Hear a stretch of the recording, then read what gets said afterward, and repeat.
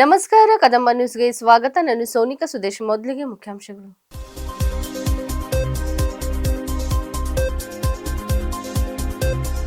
ಬೀದರ್ನಲ್ಲಿ ಬಿಜೆಪಿ ವಿರುದ್ಧ ಬಿಕೆ ಹರಿಪ್ರಸಾದ್ ಕಿಡಿ.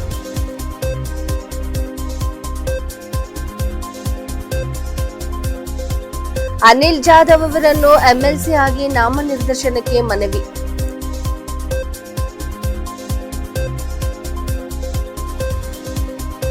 ಚಿಂತಾಮಣಿ ಸಾಮರ್ಥ್ಯ ಸೌಧಕ್ಕೆ ಈಶ್ವರ್ ಖಂಡ್ರೆ ಪ್ರಶಂಸೆ.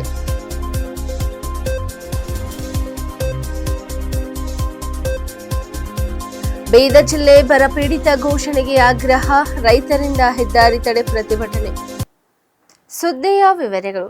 ಕೆಪಿಸಿಸಿ ಅಧ್ಯಕ್ಷ ಬಿಕೆ ಹರಿಪ್ರಸಾದ್ ಅವರು ಬೀದರ್ನಲ್ಲಿ ಬಿಜೆಪಿ ವಿರುದ್ಧ ತೀವ್ರ ವಾಗ್ದಾಳಿ ನಡೆಸಿದರು. ನಾಗೇಂದ್ರ ಅವರ ವಿಚಾರದಲ್ಲಿ ಬಿಜೆಪಿಯವರಿಗೆ ಯಾವುದೇ ಕಾಳಜಿ ಇಲ್ಲ ಎಂದು ಆರೋಪಿಸಿದರು. ದೆಹಲಿಯಲ್ಲಿ ಸಿಮ್ ಸಂಸದರೊಂದಿಗೆ ನಡೆದ ಸಭೆಯಲ್ಲಿ ರಾಜ್ಯದ ಬರ ಪರಿಸ್ಥಿತಿ ಕುರಿತು ಚರ್ಚಿಸಲಾಗಿದ್ದು, ರಾಜ್ಯಕ್ಕೆ ಕೇಂದ್ರ ಸರ್ಕಾರದಿಂದ 10,000 ಕೋಟಿ ರೂಪಾಯಿ ಪರಿಹಾರ ನೀಡುವಂತೆ ಬೇಡಿಕೆ ಇಡಲಾಗಿತ್ತು. ಜೊತೆಗೆ ಕೇಂದ್ರ ಸರ್ಕಾರವು ತಜ್ಞರ ತಂಡವನ್ನು ರಾಜ್ಯಕ್ಕೆ ಕಳುಹಿಸಿ ಬರ ಪರಿಸ್ಥಿತಿಯನ್ನು ಅಧ್ಯಯನ ನಡೆಸಬೇಕು ಎಂದು ಮುಖ್ಯಮಂತ್ರಿ ಇವರು ಕೇಂದ್ರಕ್ಕೆ ಮನವಿ ಮಾಡಿದರು ಎಂದರು. ಆದರೆ ಕೇಂದ್ರ ಸರ್ಕಾರ ಈ ಎರಡು ಬೇಡಿಕೆಗಳಿಗೆ ಸ್ಪಂದಿಸದೇ ಇರುವ ವಿಷಯ ಚರ್ಚೆಗೆ ಬರಬಹುದೆಂಬ ಕಾರಣಕ್ಕೆ ಬಿಜೆಪಿಯವರು ಈ ರೀತಿಯ ರಾಜಕೀಯ ಮಾಡುತ್ತಿದ್ದಾರೆ ಎಂದು ಬಿಕೆ ಹರಿಪ್ರಸಾದ್ ಆರೋಪಿಸಿದರು.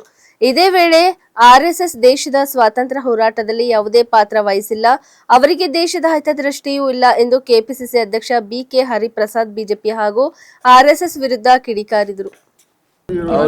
ಅವ್ರಿಗೆ ನಾಗೇಂದ್ರನ್ ಬಗ್ಗೆ ಕಾಳಜಿ ಇಲ್ಲ, ಅವ್ರಿಗಿರೋ ಕಾಳಜಿ ಈ ತಿಂಗಳು ಎಂಪಿಗಳ ಜೊತೆ ಮುಖ್ಯಮಂತ್ರಿಗಳು ಒಂದು ಸಭೆ ನಡೆಸಿದ್ರು ಡೆಲ್ಲಿಯಲ್ಲಿ. ಅಲ್ಲಿ ಸಭೆ ನಡೆಸಿ ಕರ್ನಾಟಕ ರಾಜ್ಯದಲ್ಲಿ ಬರಪೀಡಿತ ಪ್ರದೇಶ 18 ಜಿಲ್ಲೆಗಳಲ್ಲಿ ಬಹಳ ಗಂಭೀರವಾದ ಪರಿಸ್ಥಿತಿ ಇದೆ, ಅದಕ್ಕೇನಾದರೂ ಪರಿಹಾರ ಸಿಗಬೇಕು, 10,000 ಕೋಟಿ ಕೊಡಬೇಕು ಅಂತೇಳಿ ಒಂದು ಬೇಡಿಕೆಯನ್ನು ಇಟ್ಟಿದ್ರು. ಅದರ ಜೊತೆಗೆ ಒಂದು ತನಿಖಾ ತಂಡವನ್ನು ಕಳಿಸಬೇಕು ಅಂತೇಳಿ ಕೂಡ ಮನವಿ ಮಾಡಿದ್ರು. ಅದೆರಡೂ ಮಾಡಿಲ್ಲ. ಅದು ಚರ್ಚೆಗೆ ಬರುತ್ತೆ ಅಂತೇಳಿ ಬರದ ಬಗ್ಗೆ ಅವರು ಮಾತಾಡಲಿಕ್ಕೆ ತಯಾರಿಲ್ಲ. ಅದಕ್ಕೋಸ್ಕರ ನಾಗೇಂದ್ರನ ಹೆಸರಿಟ್ಕೊಂಡು ಧರಣಿ ಮಾಡ್ತಾ ಇದ್ದಾರೆ. ನರೇಂದ್ರ ಮೋದಿ ಮತ್ತು ಅಮಿತ್ ಶಾ ಅವ್ರನ್ನ ರಕ್ಷಣೆ ಮಾಡ್ತಾ ಇದ್ದಾರೆ ವಿನಃ ಬೇರೆ ಏನೂ ಇಲ್ಲ. ಸಿಬಿಐ ಅವರು ರಾಜ್ಯಪಾಲರಿಗೆ ಪತ್ರ ಬರೆದಿದ್ದಾರೆ ಸರ್, ಪ್ರಾಸಿಕ್ಯೂಷನ್ಗೋಸ್ಕರ. ಮಾಡಲಿ, ಪ್ರಾಸಿಕ್ಯೂಷನ್ ಮಾಡಿದ್ಮೇಲೆ ತಾನೇ ಗೊತ್ತಾಗೋದಿಲ್ಲ. ಆರ್ಎಸ್ಎಸ್ ಸರ್ ಪ್ರಿಯಾಂಕಾ ಖರ್ಗೆ ಯಾಕೆ ಆರ್ಎಸ್ಎಸ್ ವಿರುದ್ಧ ಅಂತ ಹೇಳ್ತಾರೆ ಬಿಜೆಪಿದವರು ಸರ್. ಅದು ದೇಶದ ವಿರೋಧಿ ಚಟುವಟಿಕೆಗಳು ಮಾಡಿದಾಗ ಅದರ ವಿರುದ್ಧ ನಾವು ಮಾತಾಡಬೇಕಾಗುತ್ತೆ.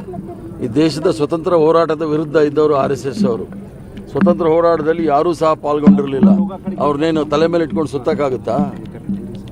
ಸ್ವತಂತ್ರ ಹೋರಾಟದ ಆಶಯಗಳೇನಿತ್ತು ಅದನ್ನು ಬುಡಮೇಲು ಮಾಡೋಕ್ಕೆ ಪ್ರಯತ್ನ ಮಾಡ್ತಾ ಇದ್ದಾರೆ. ಸಂವಿಧಾನ ವಿರೋಧಿಗಳು, ರಾಷ್ಟ್ರಗೀತೆ ವಿರೋಧಿಗಳು, ರಾಷ್ಟ್ರಗಾನ ವಿರೋಧಿಗಳು, ತ್ರಿವರ್ಣ ಧ್ವಜದ ವಿರೋಧಿಗಳು. ಅವ್ರಿಗೇನು ನಾವು ಪೂಜೆ ಮಾಡೋಕ್ಕಾಗುತ್ತಾ? ಅವ್ರ ವಿರೋಧ ಮಾಡಲೇಬೇಕು, ಮಾಡ್ತೀವಿ. ಕೆಪಿಸಿಸಿ ಅಧ್ಯಕ್ಷರಾಗಿ ಪ್ರಪ್ರಥಮ ಬಾರಿಗೆ ಇಂದು ಬೀದರ್ ಜಿಲ್ಲೆಗೆ ಆಗಮಿಸಿದ ಬಿಕೆ ಹರಿಪ್ರಸಾದ್ ಅವರನ್ನು ಕ್ರೈಸ್ತ ಸಮಾಜದ ವತಿಯಿಂದ ಆತ್ಮೀಯವಾಗಿ ಸನ್ಮಾನಿಸಲಾಯಿತು. ಈ ಸಂದರ್ಭದಲ್ಲಿ ಯುವ ಮುಖಂಡ ಇಮಾನ್ಯುಯಲ್ ಮಂದಕನಹಳ್ಳಿ ಮಾತನಾಡಿ, ಕಲ್ಯಾಣ ಕರ್ನಾಟಕ ಭಾಗದಲ್ಲಿ ಕ್ರೈಸ್ತ ಸಮಾಜಕ್ಕೆ ಕಾಂಗ್ರೆಸ್ ಪಕ್ಷದಿಂದ ಯಾವುದೇ ಉನ್ನತ ಸ್ಥಾನಮಾನಗಳು ದೊರೆತಿಲ್ಲ ಎಂದು ತಿಳಿಸಿದರು. ಆದ್ದರಿಂದ ಸಮಾಜದ ನಾಯಕರಾದ ಅನಿಲ್ ಜಾಧವ್ ಅವರನ್ನು ವಿಧಾನ ಪರಿಷತ್ ಸದಸ್ಯರಾಗಿ ನಾಮನಿರ್ದೇಶನ ಮಾಡುವಂತೆ ಕೆಪಿಸಿಸಿ ಅಧ್ಯಕ್ಷ ಬಿಕೆ ಹರಿಪ್ರಸಾದ್ ಅವರಿಗೆ ಕ್ರೈಸ್ತ ಸಮಾಜದ ವತಿಯಿಂದ ಮನವಿ ಸಲ್ಲಿಸಲಾಯಿತು. ಕಾರ್ಯಕ್ರಮದಲ್ಲಿ ಸಮಾಜದ ಮುಖಂಡರಾದ ಸಚಿನ್ ಬಾವ್ಗಿ, ಎಲಿಯಾ ಕೊಡಂಬಲ್ ಸೇರಿದಂತೆ ಅನೇಕ ಕ್ರೈಸ್ತ ಸಮಾಜದ ಮುಖಂಡರು ಉಪಸ್ಥಿತರಿದ್ದರು.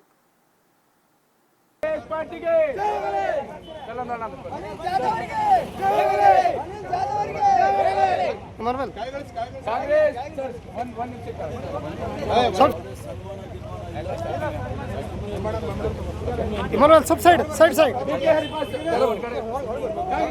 पक्षಕ್ಕೆ कांग्रेस पक्षಕ್ಕೆ सब साइड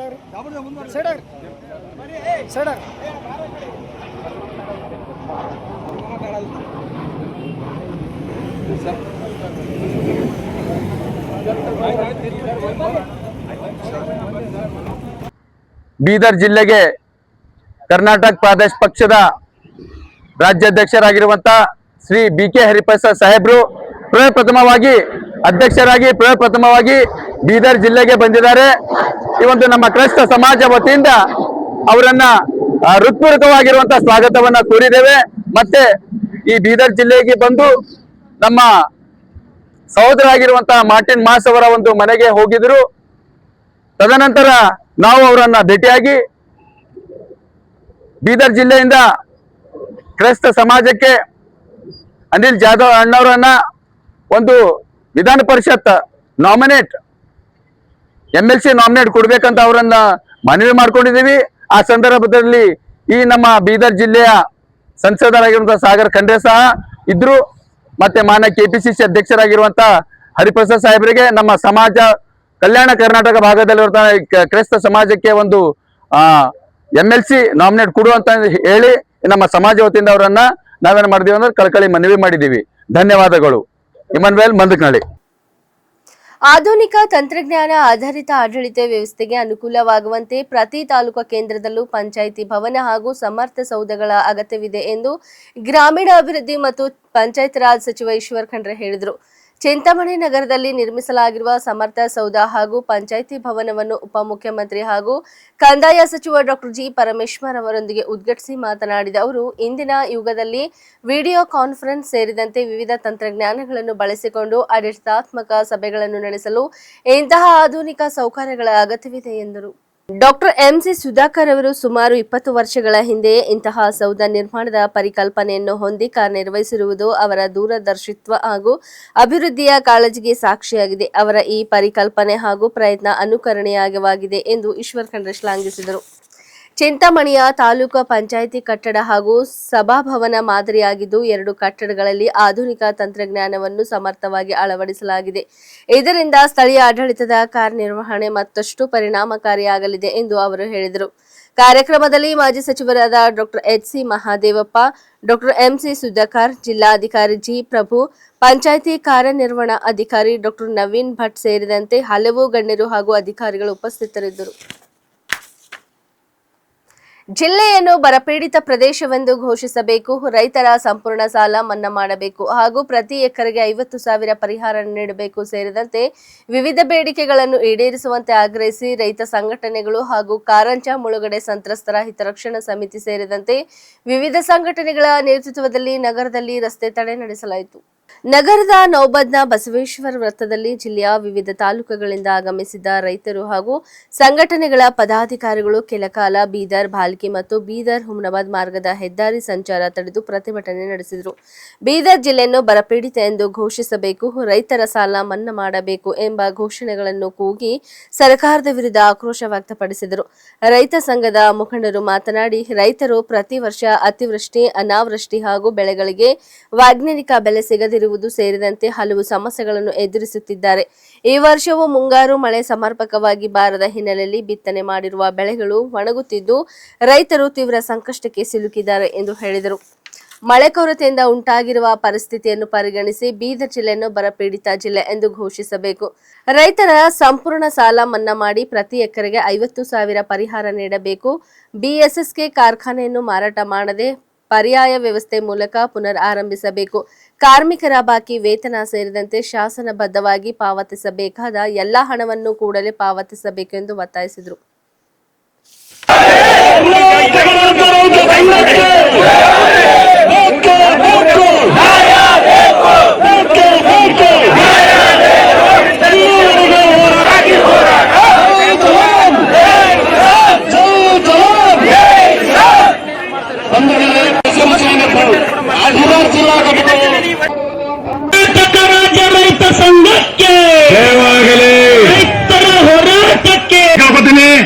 ಇಡೀ ರಾಜ್ಯಾದ್ಯಂತ ಒಂದು ಬರದ ಛಾಯೆಯನ್ನು ಆವರಿಸಿದ್ದು, ಅದಕ್ಕಾಗಿ ನಾವು ರೈತರ ಸಾಲ ಮನ್ನಾ ಮಾಡಬೇಕು ಮತ್ತು ಬೆಳೆ ಪರಿಹಾರ ಕೊಡಬೇಕು. ಇನ್ನೊಂದು ಅಂತರ್ಜಲ ಬರ್ತಾ ಇದೆ, ಆ ಒಂದು ವಿಷಯವಾಗಿ ಸರ್ಕಾರ ಏನು ಅದಕ್ಕೆ ಕಾರ್ಯರೂಪಿಸ್ತದಂತ ರೂಪಿಸಬೇಕು. ಈ ಹಲವಾರು ವಿಷಯಗಳಲ್ಲಿ ರೈತ ಬಹಳ ಸಂಕಷ್ಟದಲ್ಲಿದ್ದಾನೆ, ಆ ಒಂದು ಸಂಕಷ್ಟದಲ್ಲಿ ದೂರ ಮಾಡುವಂಥ ಕೆಲಸ ಮಾಡಬೇಕು ಅಂತ ಹೇಳಿ ಈ ಹೋರಾಟವನ್ನು ಹಮ್ಮಿಕೊಂಡಿದ್ದೀವಿ. ಒಂದು ವೇಳೆ ಇದರ ಬಗ್ಗೆ, ಈ ಹೋರಾಟದ ಬಗ್ಗೆ ಬಿಸಿ ತಟ್ಟದೆ ಹೋದರೆ ಇಡೀ ರಾಜ್ಯಾದ್ಯಂತ ಉಗ್ರವಾದ ಹೋರಾಟ ಮಾಡಬೇಕಾಗತ್ತೆ ಅಂತೇಳಿ ಈ ಸರ್ಕಾರಕ್ಕೆ ಎಚ್ಚರಿಕೆ ಕೊಡ್ತಾ ಇದ್ದೀವಿ. ಅದು ಪ್ರೈವೇಟ್ ಫ್ಯಾಕ್ಟರಿ ಅಲ್ಲ, ಅದು ಒಂದು ಕೋಆಪರೇಟಿವ್. ನಮ್ಮ ರೈತರು ನಾವು ಷೇರುದಾರರಿದ್ದೆವು, ಅಲ್ಲಿ 25,700 ರೈತ ಶೇರ್ ಹೋಲ್ಡರ್ ಇದ್ದೆವು. ಅದು ಸಕ್ಕರೆ ಫ್ಯಾಕ್ಟರಿ ಯಾರ್ದು ಅಲ್ಲ, ಸ್ವತ್ತ ಅಲ್ಲ, ಅದು ರೈತರದೇ ಅದ. ಅದಕ್ಕೆ ಮಾರ್ಲಕ್ಕೆ ಹಕ್ಕಿಲ್ಲ ಅಂತ ಸರ್ಕಾರ ಅದಕ್ಕೆ ಏನಪ್ಪ ಮಾರಾಟ ಮಾಡಿದಂತ ಹೋದ ಸಲ ಕ್ಯಾನ್ಸಲ್ ಮಾಡಿ ಈಗ ಮತ್ತೇನಪ್ಪ ಅಂದ್ರೆ ಸೆಪ್ಟೆಂಬರ್ 2ನೇ ತಾರೀಕಿಗೆ ನೋಟಿಫಿಕೇಶನ್ ತೆಗೆದು ಮಾರಾಟಕ್ಕೆ ಇಟ್ಟಿದ್ದಾರೆ. ಅದಕ್ಕೆ ನಾವು ಖಂಡನೆ ಮಾಡ್ತೀವಿ, ಅದಕ್ಕೆ ನಾವು ಬಿಡಂಗಿಲ್ಲ. ಯಾಕಂದ್ರೆ ಅದು ಸಕ್ಕರೆ ಕಾರ್ಖಾನೆ ಬಹಳ ಹಳೆದು, ಬೀದರ್ ಜಿಲ್ಲೆಯ ಮೊಟ್ಟ ಮೊದಲೇ ಸಕ್ಕರೆ ಕಾರ್ಖಾನೆ ಆಗಿದ್ದು, ಈಗ ಅದನ್ನ ಒಂದ್ 2 ದಿವಸದಲ್ಲಿ ಸ್ಟೇ ತರಿಸಿ ಅದನ್ನ ಬಂದ್ ಮಾಡ್ಲಕ್ಕೆ ಹಚ್ಚಿ ಮತ್ತೆ ಪುನರಾರಂಭ ಮಾಡಬೇಕು. ಸರ್ಕಾರಕ್ಕೆ ಒತ್ತಾಯ ಮಾಡ್ತೀವಿ, ಏನ್ ಲೀಸ್ ಮೇಲೆ ಕೊಡ್ತೀವೋ ಅಥವಾ ನೀವೇನಪ್ಪ ಅಂದ್ರೆ ಸರ್ಕಾರ ನಡೆಸೋ ನಮಗುನ್ನೆಲ್ಲ 26-27ನೇ ಸಾಲಿನಲ್ಲಿ ಅದು ಇವತ್ತು ಸಲ ಏನಪ್ಪ ಅಂದ್ರೆ BSc ಸಕ್ಕರೆ ಪುನರಾರಂಭ ಮಾಡಿ ರೈತರ ಪರ ಅಂತ ಹೇಳಿ ಸರ್ಕಾರ ಇರ್ಬೇಕಂತೇಳಿ ನಾನು ಸರ್ಕಾರಕ್ಕೆ ಒಂದು ವಾಹಿನಿ ಮೂಲಕ ಎಚ್ಚರಿಕೆ ಕೊಡ್ತಾ ಇದ್ದೀನಿ. ಇಂದು ಚಿಂತಾಮಣಿ ತಾಲೂಕಾ ಕೇಂದ್ರದಲ್ಲಿ ನೂತನವಾಗಿ ನಿರ್ಮಾಣಗೊಂಡಿರುವ ಡಾಕ್ಟರ್ BR ಅಂಬೇಡ್ಕರ್ ಭವನ ಹಾಗೂ ಅನುಭವ ಕೇಂದ್ರದ ಲೋಕಾರ್ಪಣೆ ಕಾರ್ಯಕ್ರಮದಲ್ಲಿ ಗ್ರಾಮೀಣ ಅಭಿವೃದ್ಧಿ ಹಾಗೂ ಪಂಚಾಯತ್ ರಾಜ್ ಇಲಾಖೆಯ ಸಚಿವರಾದ ಈಶ್ವರ್ ಖಂಡ್ರೆ ಪಾಲ್ಗೊಂಡು ಕಾರ್ಯಕ್ರಮವನ್ನು ಉದ್ದೇಶಿಸಿ ಮಾತನಾಡಿದರು. ಸಂವಿಧಾನ ಶಿಲ್ಪಿ ಡಾಕ್ಟರ್ BR ಅಂಬೇಡ್ಕರ್ ಅವರ ಆದರ್ಶ ಚಿಂತನೆ ಹಾಗೂ ಸಮಾನತೆಯ ಸಂದೇಶವನ್ನು ಮುಂದಿನ ಪೀಳಿಗೆಗೆ ತಲುಪಿಸುವಲ್ಲಿ ಈ ಭವನ ಹಾಗೂ ಅನುಭವ ಕೇಂದ್ರ ಮಹತ್ವದ ಪಾತ್ರ ವಹಿಸಲಿದೆ ಎಂದು ಸಚಿವ ಈಶ್ವರ್ ಖಂಡ್ರೆ ಹೇಳಿದರು. ಕಾರ್ಯಕ್ರಮದಲ್ಲಿ ಉಪಮುಖ್ಯಮಂತ್ರಿಗಳಾದ ಡಾಕ್ಟರ್ G. ಪರಮೇಶ್ವರ್, ಸಮಾಜ ಕಲ್ಯಾಣ ಇಲಾಖೆಯ ಸಚಿವರಾದ KH ಮುನಿಯಪ್ಪ, ಶಾಸಕರಾದ doctor HC Mahadevappa, doctor MC Sudhakar ಸೇರಿದಂತೆ ಸಂಸದರು, ಶಾಸಕರು, ಜನಪ್ರತಿನಿಧಿಗಳು, ಅಧಿಕಾರಿಗಳು ಹಾಗೂ ಸಾರ್ವಜನಿಕರು ಉಪಸ್ಥಿತರಿದ್ದರು. ಡಾಕ್ಟರ್ ಬಾಬಾ ಸಾಹೇಬ್ ಅಂಬೇಡ್ಕರ್ ಅವರು ವಿಶ್ವ ಜ್ಯೋತಿಗಳು. ಇಡೀ ವಿಶ್ವಕ್ಕೆ ಸಾಮಾಜಿಕ ನ್ಯಾಯ ಕೊಟ್ಟಂತದ್ದು, ಸಮಾಜ ನಿರ್ಮಾಣ ಮಾಡಬೇಕು ಅನ್ನುವಂತ ಒಂದು ದೃಷ್ಟಿಯಿಂದ ವರ್ಗರಹಿತವಾದಂಥದ್ದು, ವರ್ಣರಹಿತವಾದಂಥದ್ದು, ಎಲ್ಲರಿಗೂ ಸಮಾನತೆ ಕೊಡಬೇಕು, ಲಿಂಗಭೇದ ಇರಬಾರದು ಅನ್ನುವಂಥದ್ದು, ಅಸ್ಪೃಶ್ಯತೆ ವಿರುದ್ಧ ಹೋರಾಟ ಮಾಡ್ತಾರೆ, ಕಂದಾಚಾರದ ವಿರುದ್ಧ ಹೋರಾಟ ಮಾಡ್ತಾರೆ, ಜಾತೀಯತೆ ವಿರುದ್ಧ ಹೋರಾಟ ಮಾಡ್ತಾರೆ. ಇವತ್ತು ಬಾಲ್ಯದಿಂದಲೇ ಅನ್ಯಾಯಗಳನ್ನು, ಅಸಮಾನತೆಯನ್ನು, ಇವತ್ತೆಲ್ಲ ಅವಮಾನಗಳನ್ನು ಎಲ್ಲವನ್ನೂ ಎದುರಿಸಿ ಇವತ್ತು ಒಂದು ಸ್ವಾಭಿಮಾನದ ಸಮಾಜ ನಿರ್ಮಾಣ ಮಾಡಬೇಕು ಅನ್ನುವಂತ ಒಂದು ಸಂಕಲ್ಪವನ್ನು ಇಟ್ಟುಕೊಂಡು ಇವತ್ತು ಬಹಳ ಅತ್ಯಂತ ಕಠಿಣ ಪರಿಶ್ರಮ ಮಾಡಿ ಅಧ್ಯಯನ ಮಾಡಿ ಇವತ್ತು ನೋಡಿ ಅವರು ಒಂದು ಕ್ಷೇತ್ರದಲ್ಲ, ಒಬ್ಬೊಬ್ಬರು ಮೇಧಾವಿಗಳಿದ್ದಾರೆ, ಒಂದೊಂದು ಕ್ಷೇತ್ರದಲ್ಲಿ ಅವರು ಜ್ಞಾನಿಗಳಾಗಿದ್ದಾರೆ. ಅದು ಡಾಕ್ಟರ್ ಬಾಬಾ ಸಾಹೇಬ್ ಅಂಬೇಡ್ಕರ್ ಅವರು ತತ್ವಶಾಸ್ತ್ರ ಇರ್ಬೋದು, ರಾಜ್ಯಶಾಸ್ತ್ರ ಇರ್ಬೋದು, ಸಮಾಜಶಾಸ್ತ್ರ ಇರ್ಬೋದು, ಅರ್ಥಶಾಸ್ತ್ರ ಇರ್ಬೋದು, ಎಲ್ಲಾ ಕ್ಷೇತ್ರಗಳಲ್ಲಿ ಸಾಕಷ್ಟು ಆಳವಾದಂತ ಒಂದು ಅಧ್ಯಯನವನ್ನು ಮಾಡಿ ಇವತ್ತು ಯಾರೇ ಎದುರಾಳಿ ಬಂದು ಮಾತನಾಡಿದ್ರು ಬಹಳ ತರ್ಕಬದ್ಧವಾಗಿ ಅವರಿಗೆ ವೈಜ್ಞಾನಿಕತೆ, ವೈಚಾರಿಕತೆ ಆಧಾರದ ಮೇಲೆ ಅನಿಷ್ಟಗಳೆಲ್ಲವನ್ನೂ ನಿವಾರಣೆ ಮಾಡಿ ಸುಂದರವಾದಂತಹ, ಭವ್ಯವಾದಂತಹ ಸಮಾಜ ನಿರ್ಮಾಣ ಮಾಡಬೇಕು ಅನ್ನುವಂತಹ ಒಂದು ಕನಸನ್ನು ಕಂಡಂತವ್ರು ಯಾರಾದರೂ ಇದ್ರೆ ಅದು ಡಾಕ್ಟರ್ ಬಾಬಾ ಸಾಹೇಬ್ ಅಂಬೇಡ್ಕರ್ ಅವರು ಅಂತ ಹೆಮ್ಮೆಯಿಂದ ಹೇಳ್ಬೋದು. ಇಡೀ ಜಗತ್ತಿಗೆ ಮಾದರಿಯಾದಂಥದ್ದು, ನಮ್ಮೆಲ್ಲರಿಗೆ ಅತ್ಯಂತ ಪವಿತ್ರವಾದಂತಹ ಗ್ರಂಥ ಅಂತ ಹೇಳ್ಬೋದು.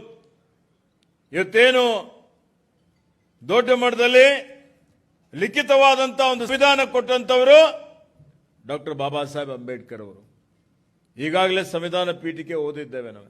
ಪ್ರತಿಯೊಬ್ಬರಿಗೂ ಸಾಮಾಜಿಕ ನ್ಯಾಯ, ಆರ್ಥಿಕ ನ್ಯಾಯ, ರಾಜಕೀಯ ನ್ಯಾಯ, ಪ್ರತಿಯೊಬ್ಬರಿಗೂ ತಮ್ಮ ಧರ್ಮದ ಆಚರಣೆ ಮಾಡಲಿಕ್ಕೆ ಸಮಾನವಾದಂತಹ ಅವಕಾಶ, ಅಭಿವ್ಯಕ್ತಿ ಸ್ವಾತಂತ್ರ್ಯ, ಈ ದೇಶದ ಏಕತೆ, ಅಖಂಡತೆ ಅದೆಲ್ಲವನ್ನೂ ಇಟ್ಟುಕೊಂಡು ಇವತ್ತು ರಾಷ್ಟ್ರೀಯತೆ, ದೇಶಭಕ್ತಿ ಪ್ರತಿಯೊಬ್ಬರಲ್ಲಿ ಇರಬೇಕು ಅನ್ನುವಂಥ ಒಂದು ಮಾತನ್ನು ಹೇಳಿ ಯಾರು ಎಲ್ಲೇ ಇದ್ರೂ ವೃತ್ತಿ ಮಾಡಲಿಕ್ಕೆ ಅವರಿಗೆ ಸಮಾನವಾದಂಥ ಹಕ್ಕನ್ನು ಕೊಟ್ಟಂಥದ್ದು ಎಲ್ಲರಿಗೆ.